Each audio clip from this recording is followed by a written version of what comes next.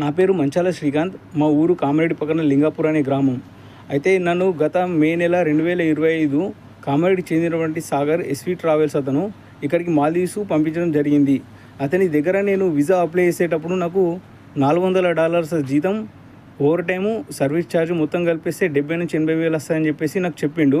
తీరా అక్కడ వీసా వచ్చేసిన తర్వాత దానిపైన కేవలం $300 జీతము, ఓవర్ టైం లేదు, సర్వీస్ ఛార్జ్ లేదని చెప్పేసి వచ్చింది. ఇదేందని చెప్పేసి ఇలా ప్రశ్నిస్తే అతను ఏమంటాడు అంటే, నీకేంటి బ్రదర్, నువ్వు అక్కడికి వెళ్ళిన తర్వాత మొత్తం ఆటోమేటిక్గా అన్నీ చేంజ్ చేయిస్తా అని చెప్పి ఇక్కడ పంపించడం జరిగింది.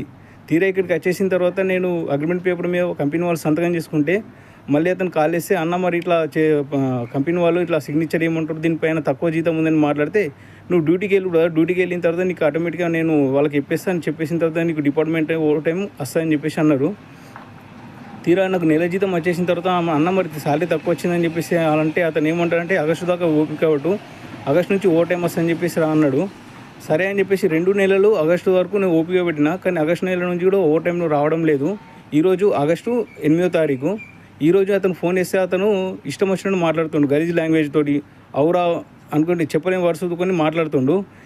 అయితే ఇతను నా దగ్గర 1,30,000 తీసుకొని ఇట్లా మోసం చేయడం జరిగింది. నేనే కాదు, నాతో పాటు దాదాపు ఒక 10 నుంచి 15 మంది దగ్గర ఇలా 1,00,000 పైన 1,50,000 దాకా పైసలు తీసుకొని ఇక్కడ పంపించి చాలామందిని మోసం చేశాడు. అతను చెప్పిన జీతం కానీ, చెప్పిన పని కానీ, చెప్పిన ఓవర్ టైం సర్వీస్ ఛార్జ్ కానీ ఇక్కడ ఏం లేవు.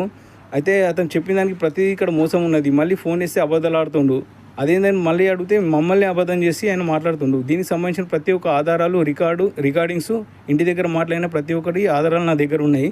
కాబట్టి ఇతనికి చేసినటువంటి మోసాన్ని అతనిపై తగిన చర్యలు తీసుకొని అతని ట్రావెల్స్ నుంచి మాలాగా ఇంకా ఎవరు ఇక్కడికి రావద్దని చెప్పేసి ఇక్కడనే కాదు, ఇంకా వేరే దేశం కూడా ఇలాంటి మోసం చేయకుండా వేరే వ్యక్తులు ఎవరు రావద్దని నేను కోరుతున్నాను.